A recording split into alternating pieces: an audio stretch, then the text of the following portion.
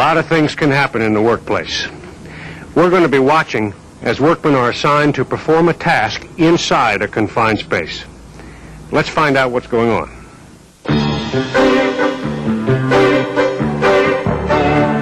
Bill? Bill! Come here, will you?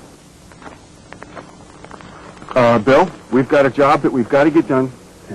We've got a job that we've got to get done today, and I cannot allow any overtime on this. Understood? Okay. So what do we have to do? First of all, you've got to get rid of that coffee. There's no food or drink allowed in this area. You know that. Okay, now you're going to have to clean out toluene tank number 5. And I mean clean. I've got a subcontractor coming in here tomorrow to cut a portal in the bottom of her, and there can't be any sludge in there at all. Understood? Yeah. Oh, this is Jimmy. Jimmy, this is Bill. He's a new laborer. I just hired him yesterday. You tell him what to do. Well, what are you waiting for? An invitation? Let's go. Come on.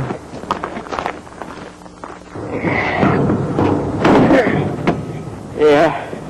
Old Oscar, he's pretty high-strung. Always waving that clipboard around. Probably sleeps with it under his pillow. You don't say much, do you, Jimmy? Oh, that's okay. Tell you what, why don't you just untie this rope and we'll get to work, huh?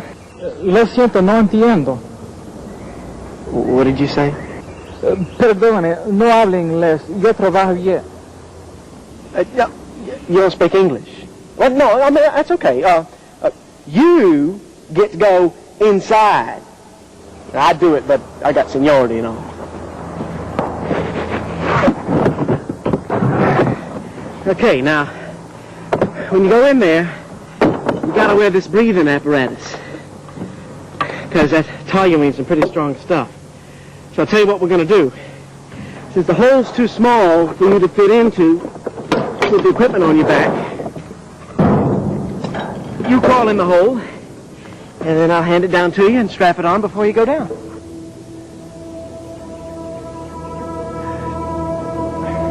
Jimmy!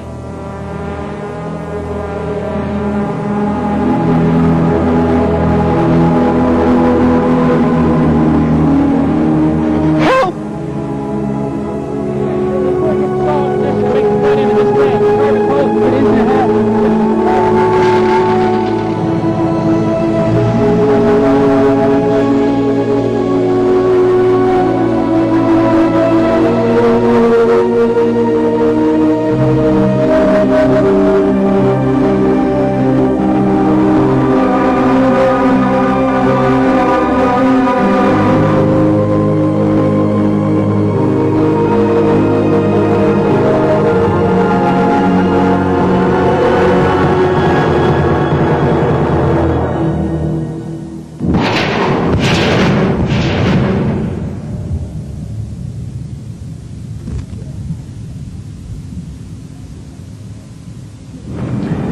Two of the 3 cuts were complete.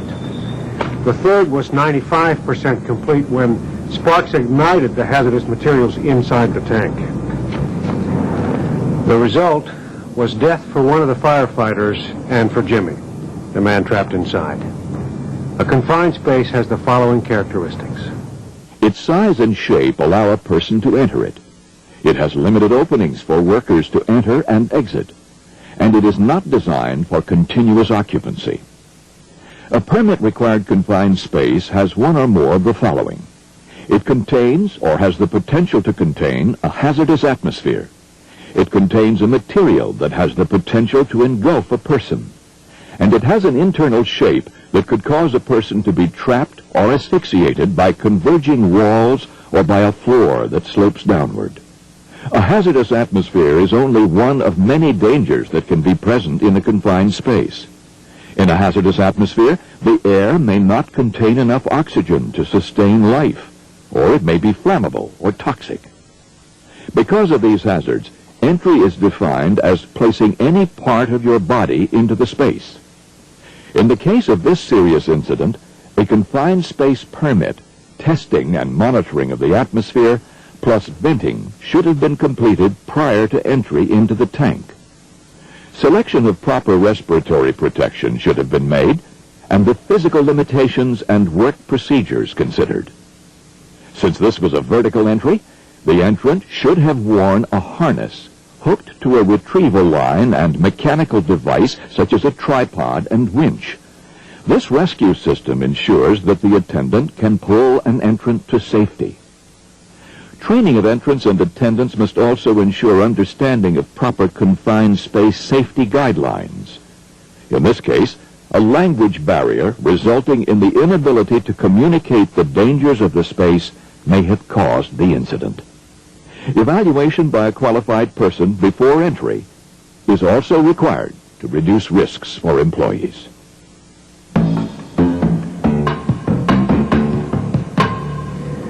Sam is employed by the Water Distribution Division, charged with checking meters throughout the city. He has a heavy workload ahead of him. 76 accounts must be read today.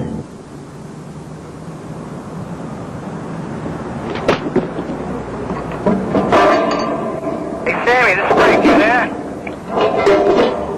Hey, Sammy, where are you? This is Frank. Hey, Sammy, if you hear me, call me back. Yeah, Frank, what do you want? I'm in a hurry here. Yeah, I want to know if you will come over to see the fight tonight because, Yeah, Frank, what do you want? I'll be there, okay? I've got like 40 more stops to make before I can be anywhere, okay?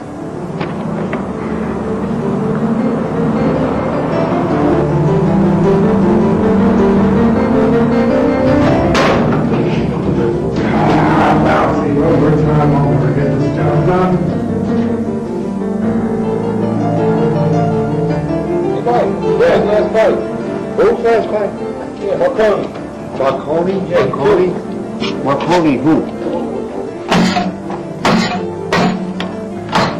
He'll clobber him. He's got that long reach. Where's Sam? Is he going to make it? Yeah, he said he'd meet us there. He's got the West End route today. Hey, you know what happens when you get the West End route? You don't get home till dawn.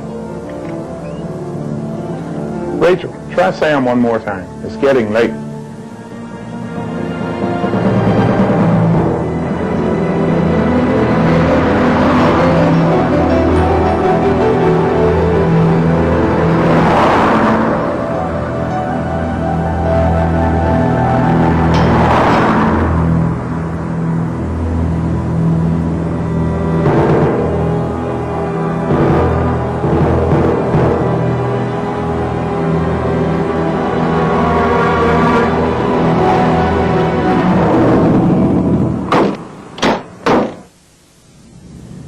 Sam could be with his friends tonight. He could be watching the fight, having a good time.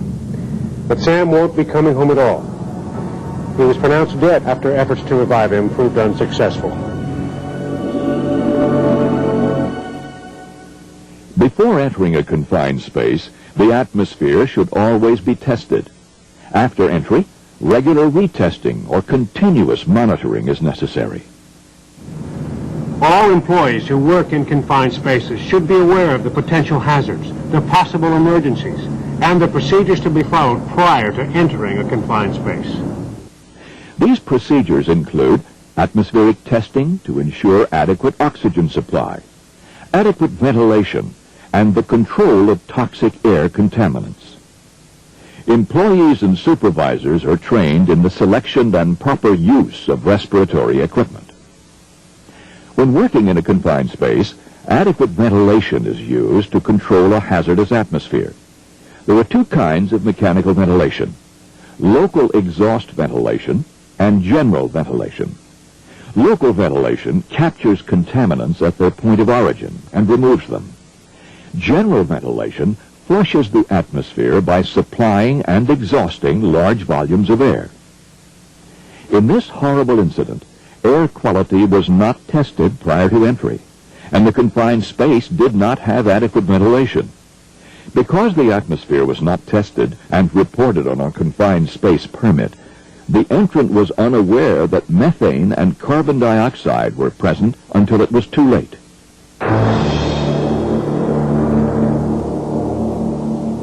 Glenn's job today is oxyacetylene welding inside an old reactor vessel.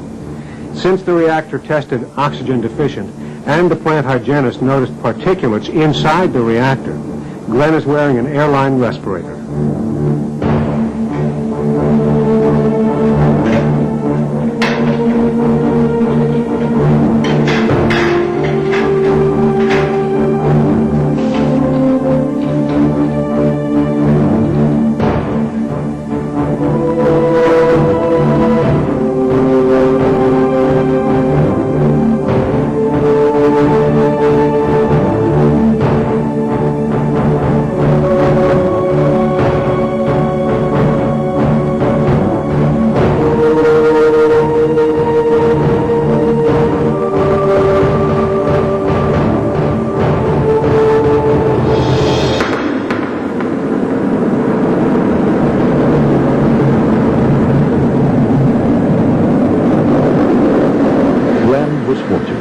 Survived this incident. The incident investigation showed that this cylinder, filled with pure oxygen, was attached to Glenn's airline respirator. Pure oxygen is never used while welding. That's one reason threads on an oxygen cylinder are different from those on grade D breathing air, which is the appropriate cylinder for this application. Whoever misconnected this bottle used an adapter to overcome the safety engineering. A leak in his airline hose with a sudden rush of oxygen caused his facepiece to burst into flames. Even though Glenn was an experienced welder, failure to pre-inspect his gear before starting work resulted in a face full of fire and pain. People working in and around confined spaces owe it to themselves and co-workers to be aware of confined space hazards. Pre-entry planning and adherence to safety measures save lives. Before entering a confined space, check to see that the permit is complete, signed, and authorized. Barriers are erected outside the space. Input lines are capped, disconnected, or blanked. Lockout-tagout of all energized equipment is in place. The space is ventilated. All approved PPE is on site. Everyone understands the emergency action plan and rescue procedures. To verify atmospheric quality inside a confined space, testing is performed from the outside, and periodic testing continues as long as the space is occupied. All personal protective equipment and emergency breathing systems that might be needed must be available on site and worn or used as necessary. Safe confined space entry requires attention to every detail and is a team effort. So be prepared, be alert, and be a team player.